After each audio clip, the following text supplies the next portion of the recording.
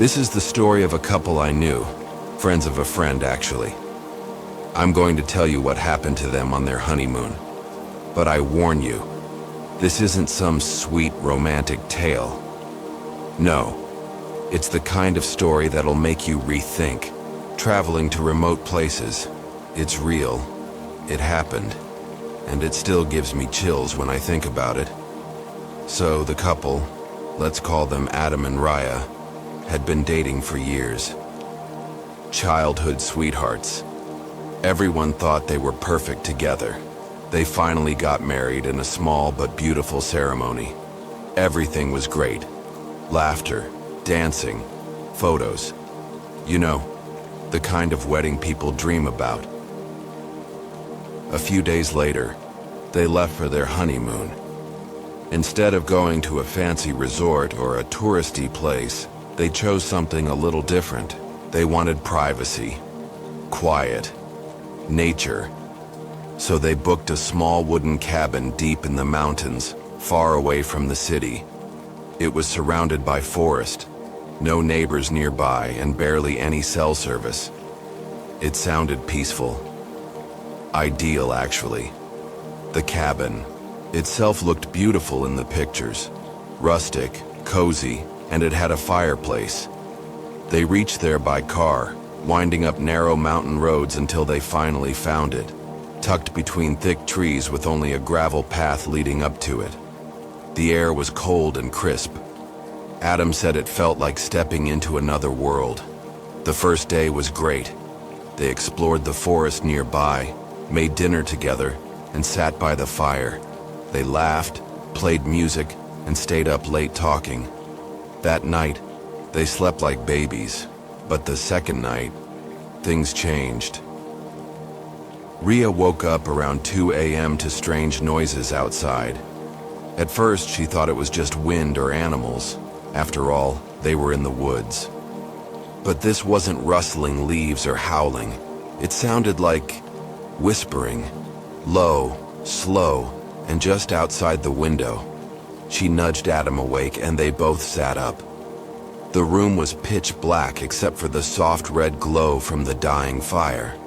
They listened. Nothing at first. Silence. Then they heard it again. Whispers. Like someone was walking slowly around the cabin. Whispering things they couldn't understand. They checked the windows, but of course it was too dark to see anything outside. Adam said maybe it was their imagination, or wind passing through the trees. Rhea wasn't convinced. She said it felt like someone was watching them. They stayed awake for hours, just lying there, holding hands and listening. Eventually, the sound stopped. Morning came. Light made everything feel better. They both tried to laugh it off, told themselves it was just their minds playing tricks. But that day something felt off. They both felt like they were being watched. When they walked in the woods, Raya kept turning around, sure someone was behind them. Even Adam, who usually never got scared, said he felt uneasy. The birds were quiet, the air colder than before. It didn't feel like a happy honeymoon anymore. That night they decided to leave a few lights on, and they locked every door and window. They even moved a chair to block the front door just in case. They laughed about it nervously, calling themselves paranoid. But around 3 a.m., there was a loud knock on the door. 3 knocks. Slow, heavy, then silence. Adam jumped out of bed, heart racing. Rhea froze. They waited. Then again. 3 more knocks. Adam grabbed a flashlight and crept to the door but didn't open it. "Who's there?" he asked loudly. No answer. He waited. Nothing. So he looked through the small peephole. No one. But just as he was about to step away, he heard footsteps, soft, slow, walking along the porch outside. Then they heard whispering again. This time, louder, clearer. It was a voice, a man's voice, repeating the same thing over and over again. Come out, come out, come out. Rhea was now crying. She said it felt like they were being hunted. Adam was trying to stay calm, but even he was terrified. He called the nearest ranger station, but the call didn't go through. No signal. They were cut off. They stayed up all night, holding knives from the kitchen. No more knocks, no more voices, but the feeling of something being just outside, watching, waiting, never left. At dawn, they packed everything quickly and ran to the car. When they stepped outside, they found something that still haunts them. Footprints, bare feet, large, muddy footprints all around the cabin, dozens of them. As if someone had been circling the cabin again and again. Some even stopped right outside the bedroom window. But here's the part that really messes with your head. There was only one set of footprints. Just one person. But all around the cabin, on every tree within 20 feet, there were scratch marks. Deep ones. Like someone had run their nails or claws down the bark. Hundreds of them. Adam and Rhea drove away fast. They didn't even stop to eat. They got to the nearest town, found a hotel, and stayed there until their trip ended.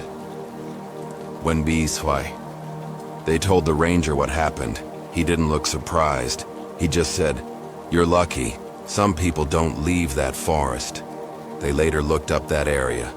Turns out there were old stories, local legends. People had talked about a forest whisperer, a creature or man that roamed those woods at night, trying to lure people out of their homes. They said if you opened the door when he knocked, you'd disappear. Some said he wasn't a man at all. Adam and Rhea still don't know what it was. A crazy person? A spirit? Something else entirely? But they never went back to the mountains again and their honeymoon. They never really speak of it. They've locked it away like a nightmare they want to forget. But sometimes when someone brings up cabins or remote places, Rhea gets quiet. Her eyes get distant. And Adam? He doesn't smile. He just says, "Never open the door, no matter how many times it knocks." So if you ever find yourself in a lonely cabin in the woods and you hear whispering outside, don't answer, don't look, and for God's sake, don't open the door.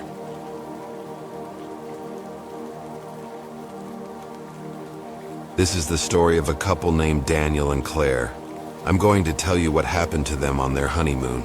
A story so disturbing, so strange, that it still keeps me up some nights when I think about it. It's not just scary.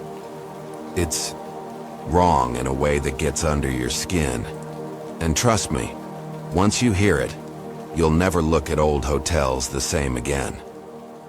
Daniel and Claire had been together for about 4 years before they got married. They were both adventurous, always looking for something off the beaten path. So when it came time to pick a honeymoon destination, they didn't go for beaches or fancy resorts. Instead, they found a vintage hotel in a small town called Pine Hill, hidden somewhere in the mountains. The place had history, built in the early 1900s, restored only recently.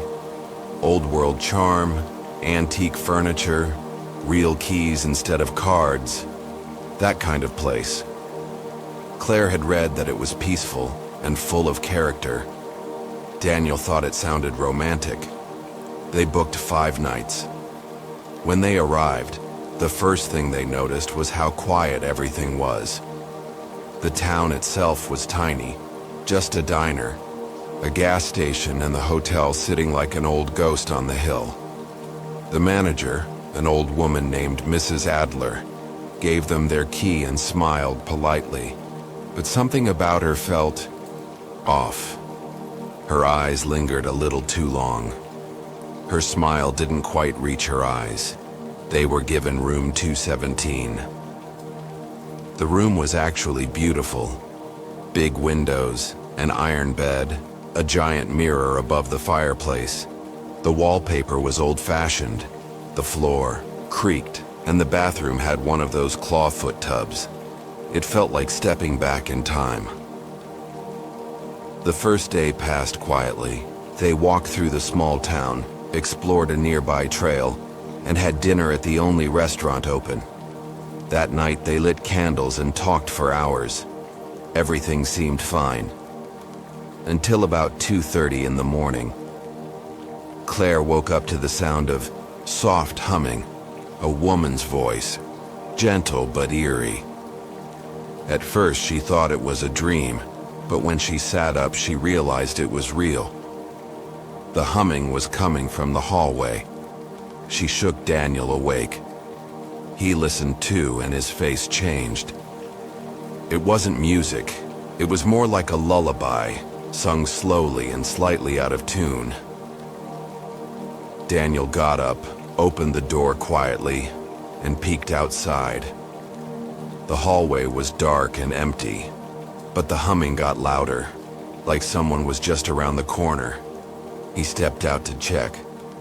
The hallway was completely still, but halfway down the hall, something caught his eye. A woman. Just standing there, facing away from him, wearing what looked like a white dress, her hair long and black. She was swaying gently, like she was dancing to the lullaby she was singing. Daniel stepped back inside and shut the door quickly. His heart was pounding. He told Claire what he saw. She whispered, "Was she real?" They didn't sleep much that night. The next morning they asked Mrs. Adler about it. She gave a tight-lipped smile and said, "There are no other guests on this floor." That made their skin crawl. That day they tried to enjoy themselves. Took a drive out to the lake, laughed it off. Told themselves it was probably a local wandering inn, or maybe a dream they both shared by accident. But things got weirder. On the third night, Claire went to brush her hair in front of the big mirror. Daniel was in the bathroom. As she looked at her reflection, she noticed something behind her, a shadow. At first, she thought it was Daniel, but when she turned, no one was there. She looked back at the mirror and froze. The reflection still showed the shadow standing behind her, but the room was empty. She screamed, and Daniel came running out. The shadow disappeared in the mirror the moment he entered. Claire was shaking, pale and terrified. They both agreed. One more weird thing, and they'd check out early. That night, they kept the lights on. Around midnight, Daniel thought he heard whispering coming from the closet.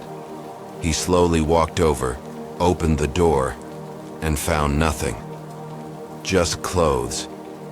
But when he stepped back, he saw something written on the inside of the closet door. It was scratched into the wood. "She comes when you stare too long." Neither of them had seen it before. Claire swore she'd opened the closet earlier and it wasn't there. The letters looked fresh, like someone had just carved them with a knife. Now they were really scared. They tried to call the front desk. No one answered. Daniel wanted to pack their bags and leave immediately, but it was already 1 a.m., and the mountain roads were dangerous at night. They agreed to leave first thing in the morning. They huddled in bed, lights still on, too afraid to sleep. Then, around 3:12 a.m., Claire sat up suddenly. She whispered, "Do you hear that?" Daniel sat up too. There it was again, that same humming, right outside their door. But this time it didn't stay in the hallway. They heard the doorknob turn, slowly, like someone was testing it. Then a knock, then another, then the humming, louder, now. Claire grabbed Daniel's arm. They were frozen, listening. The knocking turned into pounding. And then, the door opened, but the lock was still on. Just a few inches, enough to see a pale hand reach in. Fingers long, thin, too many joints.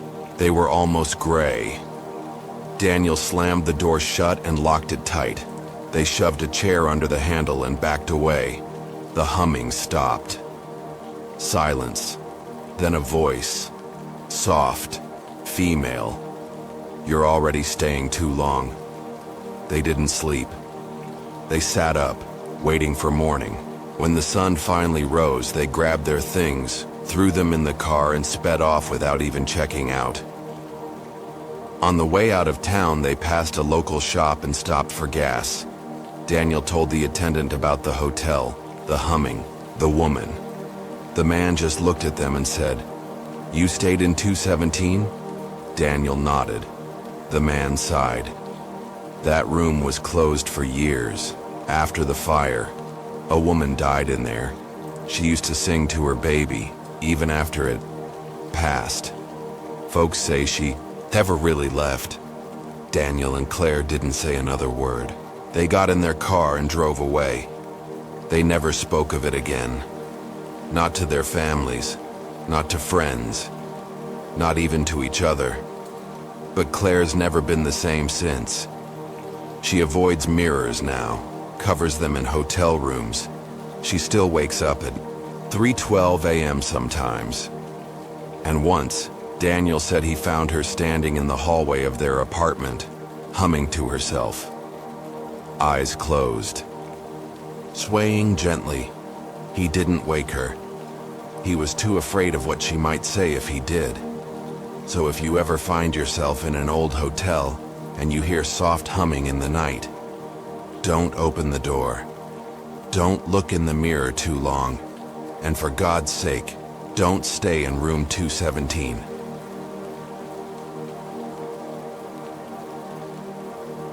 This is the story of Emily and Jack, two people who thought they were going on the perfect honeymoon, only to find themselves caught in something they couldn't explain. A story that I'm sure will stay with you long after you hear it. It's strange, terrifying, and will make you question the things that go bump in the night. So sit back and listen closely, because this isn't just another honeymoon tale. Emily and Jack had been together for 3 years before they decided to marry. They were young, adventurous, and filled with excitement for their new life ahead. After a beautiful wedding, they wanted something more unique for their honeymoon. They didn't want to follow the crowd to beaches or luxurious resorts. They chose to go to an old, charming hotel in a quiet, historic town called Thornhill, about a 2-hour drive from the city. The hotel was called the Silver Oak Inn, a family-run place with a rich history, situated near the edge of a forest. They liked the idea of being surrounded by nature and the peaceful atmosphere of the town. The inn was a beautiful sight. It had tall, narrow windows, a large wooden sign hanging above the entrance, and ivy creeping up the brick walls. The interior was just as old-fashioned, with dark wooden floors and vintage furniture. There was something almost magical about it. Emily loved it right away. She loved the old-world charm. Jack thought it was cozy, but he had a strange feeling the moment they stepped in, like they were being watched. The receptionist, a woman named Mrs. Fenwick, greeted them warmly. She gave them a key to room 305, which was on the 3rd floor. She warned them with a smile. "Make sure you don't stay up too late tonight. The hotel can be a bit strange after dark." Emily laughed it off, thinking it was just a quirky comment, and Jack smiled politely. They headed up the creaky stairs, their footsteps echoing in the empty halls. The room was lovely, large, with an old 4-poster bed, a big fireplace, and a view of the dark forest outside. They unpacked, had a glass of wine, and settled in for the night. The first evening was peaceful. They talked, laughed, and even went for a short walk in the garden before the sun set. Everything felt perfect. But as the night wore on, Emily started to feel uneasy.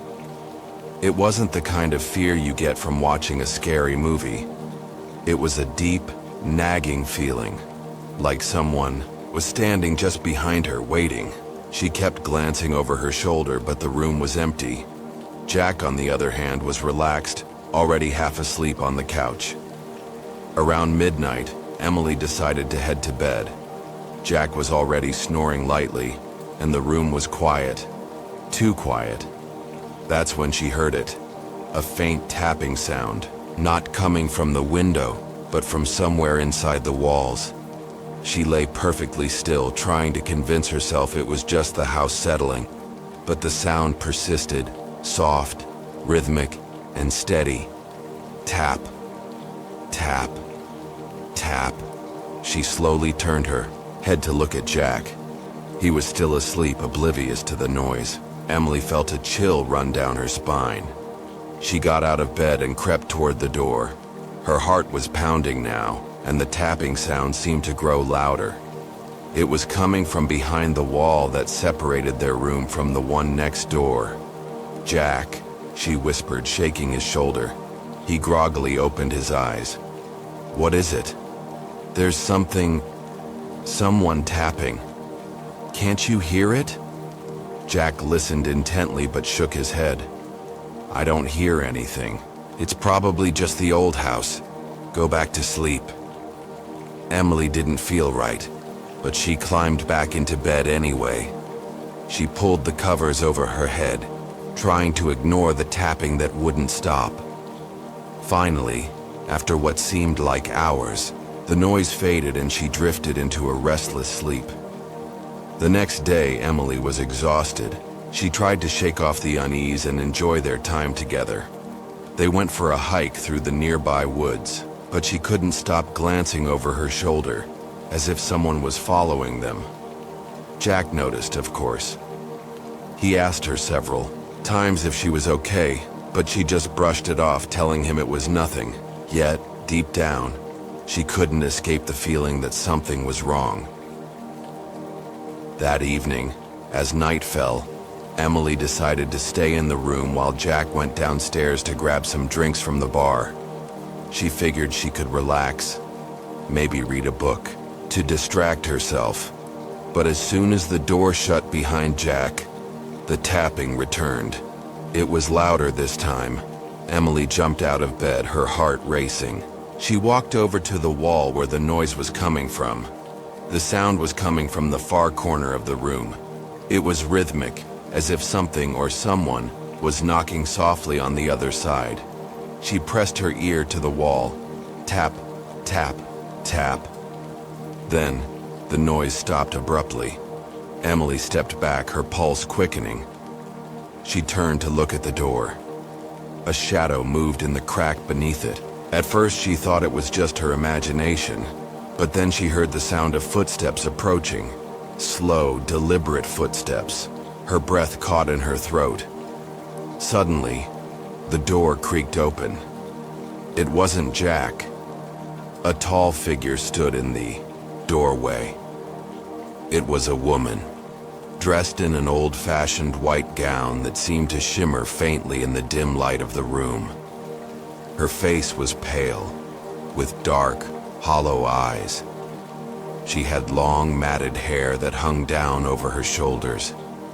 Her lips parted, but no sound came out, just a chilling, breathy exhale. She didn't speak, but the air in the room grew colder. Emily was frozen in place. She couldn't move.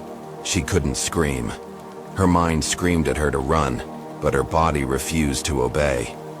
Then, as quickly as she had appeared, the woman disappeared into the shadows. Emily ran to the door and threw it open, but there was nothing in the hallway. She rushed downstairs, still trembling. When she reached the lobby, she found Jack sitting at the bar talking to Mrs. Fenwick. "Jack," Emily said, her voice shaking, "we need to leave, now." Jack looked up, confused. "What's going on?" I saw her. The woman. In our room. She was right there." Mrs. Fenwick smiled, but there was something cold in her eyes. Ah, yes.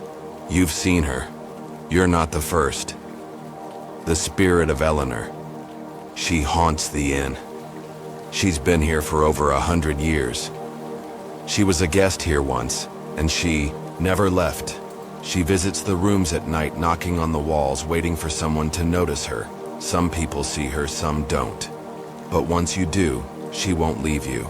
Jack stared at Mrs. Fenwick. What? How do you know all this? Because, dear, she said, Eleanor was my great-grandmother. Emily was in shock, unable to process what she had just heard. But why is she here? What does she want? Mrs. Fenwick's face darkened. She wants to be remembered, and she wants company. That night, Emily and Jack checked out of the Silver Oak Inn and left Thornhill without looking back. They never spoke of it again. But Emily still feels the weight of that night, even now. Sometimes when she's alone at night, she hears soft tapping on the walls of her apartment as if someone is trying to get her attention. But she knows better now. If you ever find yourself in a small, quiet town with an old hotel that seems a little too perfect, don't go looking for the room with a view of the forest. Don't stay too long, and whatever you do, don't answer the door at midnight.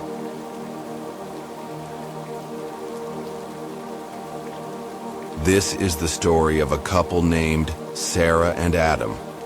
Two people who thought they had the perfect honeymoon planned. They had been dreaming about this moment for months, even years. They had spent countless hours picking the perfect destination. Something different, something adventurous. They didn't want the usual beachside resort. They wanted a little more mystery. A place with history, charm, and a touch of the unknown. They found exactly that in a small village in England called Black Hollow, a quaint, isolated town surrounded by thick, dark forests and foggy hills. It seemed like the kind of place you would read about in ghost stories, and that's exactly why Sarah and Adam were drawn to it. They booked their stay at an old historic inn called the Raven's Nest, which was known for its eerie atmosphere and ancient creaking floors. It was the perfect setting for a honeymoon that would be anything but ordinary. The journey to Black Hollow was long and winding, and by the time they arrived at the inn, the sun was beginning to set. The building was even more striking in person. Tall, dark, and imposing, with ivy growing all over its stone walls. The innkeeper, a pale woman with sharp features named Mrs. Blackwood, greeted them at the door with a quiet smile. She handed them an old-fashioned brass key to room 217 and warned them, with a hint of something dark in her voice, "Do try to enjoy your stay, but remember, the village has a history, and some things are better left alone." Sarah and Adam exchanged amused glances. They thought it was just part of the old-time charm of the place. "Thank you," Adam said politely, and they headed upstairs. Room 217 was exactly as they had imagined. The room had dark wood furniture, heavy curtains that blocked out the evening light, and a large ornate bed with deep plush blankets.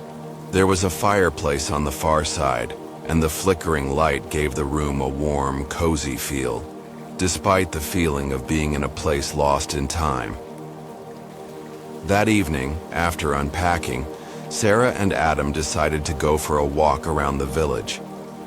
They wandered through the streets, which were eerily quiet. There were no other tourists, no bustling cafes or shops, just a few scattered houses, their windows dark. The fog had begun to roll in from the hills, and the air was thick with an unsettling stillness. Sarah noticed an old church in the distance, its spire reaching high into the mist. But Adam suggested they go back to the inn before it got too late. Once inside, the quiet of the place began to sink in. They sat by the fire, chatting and enjoying each other's company. But then, Around midnight, a strange sound broke the silence. It came from the hallway, soft at first, like someone dragging their feet across the wooden floors.